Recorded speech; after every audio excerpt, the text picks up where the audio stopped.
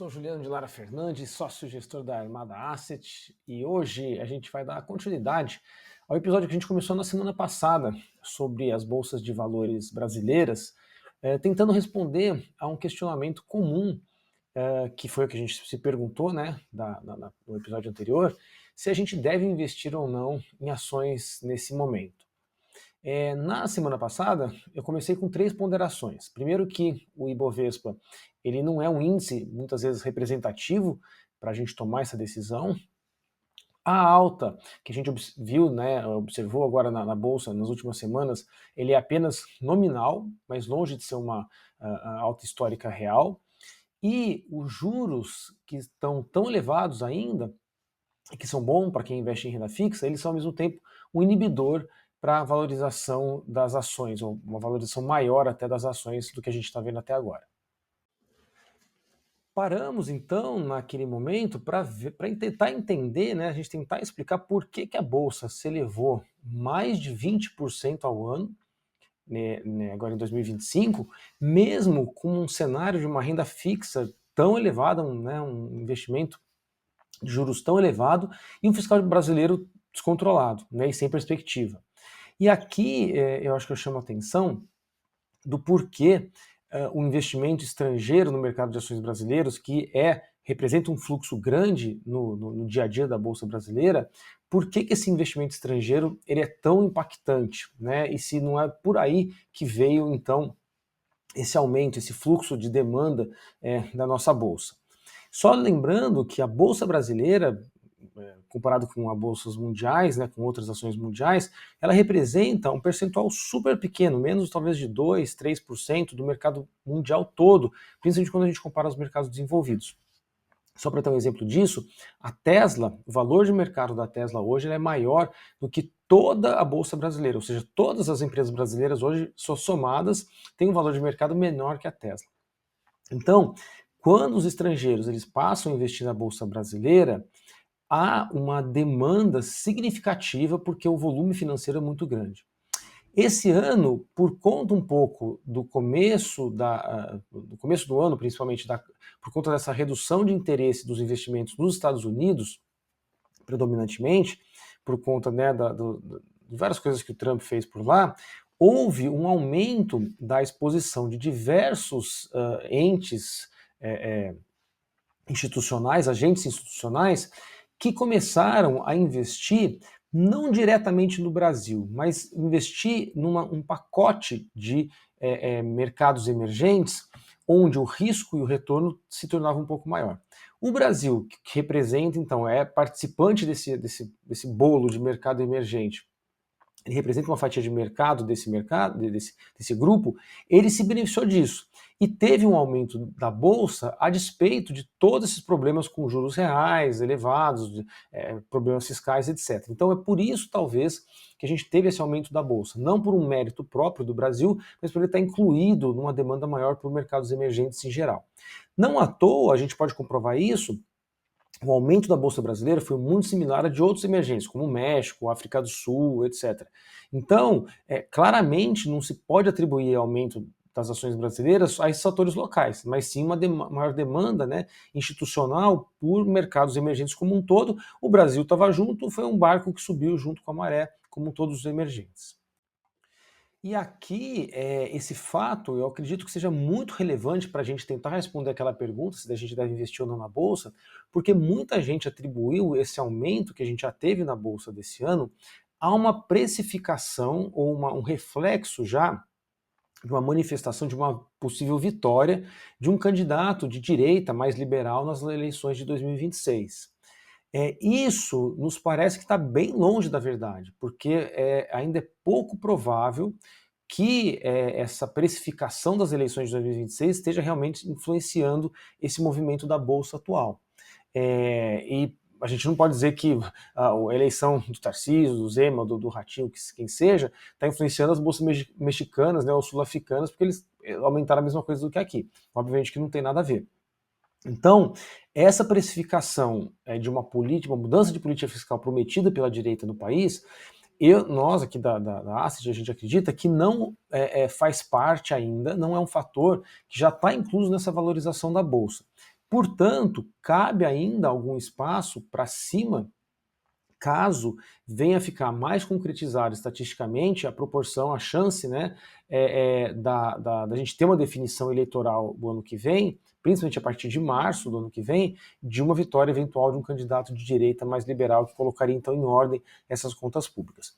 Portanto, se você quer decidir entrar na Bolsa para aproveitar o cenário eleitoral de 2026, nos parece que isso ainda não está nos preços. Então, a subida atual não é por causa disso. Ainda tem muito espaço se isso for precificado mais para frente.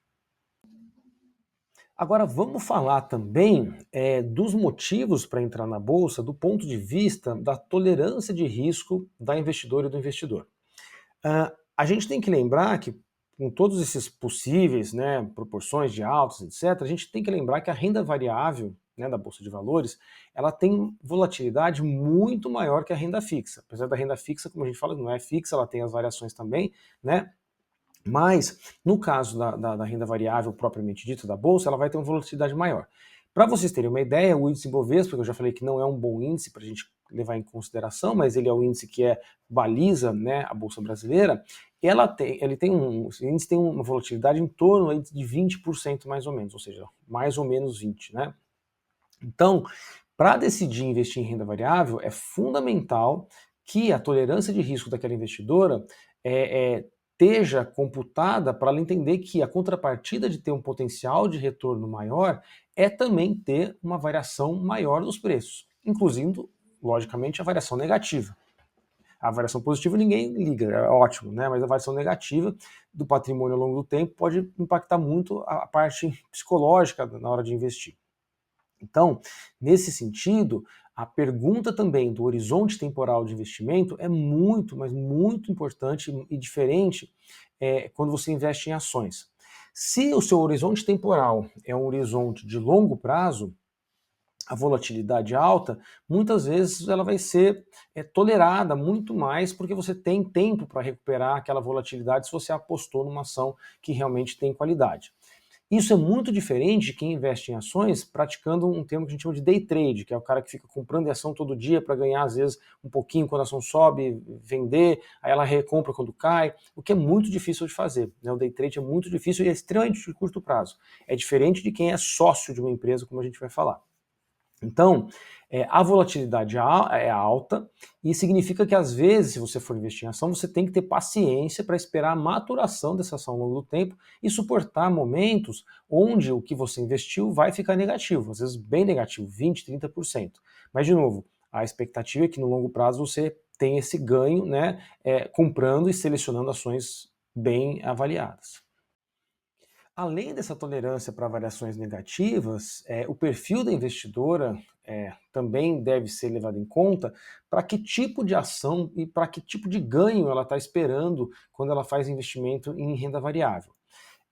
Dois tipos básicos. Primeiro, uma que é de apreciação ou de ganho de capital, ou seja, você investe na bolsa e espera o valor de uma ação aumentar e você vai vender, né, por um preço maior do que você comprou. Ou quando você compra uma ação, você participa, né, em ambos os casos você vira sócio daquela empresa, mas você espera que aquele lucro que ela está gerando seja pago recorrentemente na forma de dividendos para você. No primeiro caso de ganho de capital, a gente compra então essa participação na empresa de outro sócio que se desfez dela, né, a um preço que você considera menor do que o justo por ela, e que agora você vai esperar valorizar, e quando ela valorizar, você vai vender para outra pessoa que tem uma visão diferente da sua em relação ao preço que vale aquela ação.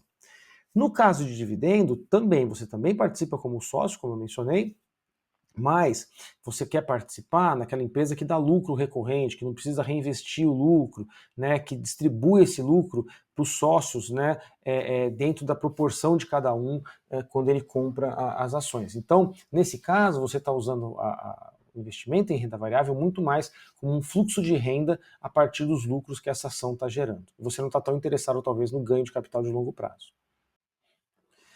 E é interessante notar que nesse momento, né, que a gente está gravando esse episódio, estava conversando com vocês, no início de outubro, né, de 2025, a gente não está vendo na gestora ou no mercado, né, todas as estatísticas de mercado, nenhum fluxo comprador de ações exagerado. Isso é uma coisa muito rara de acontecer no mercado brasileiro, da gente ter uma alta nominal, né, dos preços, mas um movimento onde o fluxo, né, e a quantidade de pessoas e instituições que têm ações em carteira é tão baixo. A maioria dos multimercados, os fundos multimercados, mesmo as pessoas físicas, estão com pouquíssima exposição ao mercado acionário brasileiro, muito menor que o histórico, né, aqueles momentos onde a bolsa teve aqueles grandes impulsos de subida, mas o fluxo também era alto. Agora a gente está numa alta nominal, mas com fluxo baixo. Isso reflete, é um marcador de que ainda não está naquela fase de bolha, está longe disso, não está todo mundo falando sobre bolsa. Aliás, quem está comprando bolsa é considerado até louco, né, frente a essa renda de juros tão alta, né? Mas que, ao mesmo tempo, muita coisa não está incorporada nos preços, porque não está tendo esse movimento, essa demanda grande nacional, né? Então, no caso de uma mudança política no fiscal, a gente sim entende que a bolsa pode entrar num ciclo virtuoso que não está no preço ainda e que ela entra num ciclo que às vezes ela multiplica 2, 3 vezes o capital, como a gente viu na década de 2000, né? Às vezes até muito mais do que isso em dólar às vezes, né? Então, isso pode representar uma significativa apreciação e ganho de capital, como eu falei, mas novamente, você vai estar exposto ao risco de uma renda variável. Então, a volatilidade continua, né, dentro dos parâmetros normais. O que a gente entende é que, ainda dado esse baixo fluxo de bolsa, é, analisando o perfil de cada investidora, entendendo o risco que cada um tolera, alguma exposição, e aí a gente varia a exposição, a proporção da exposição da carteira à bolsa, conforme a tolerância de risco, conforme a situação individual de cada uma, mas um pouco de exposição de bolsa parece capturar, pelo menos em parte, uma proporção do risco, da probabilidade de uma mudança de governo em 2026 e o país entrar numa rota, então, mais virtuosa do que a gente está tendo agora.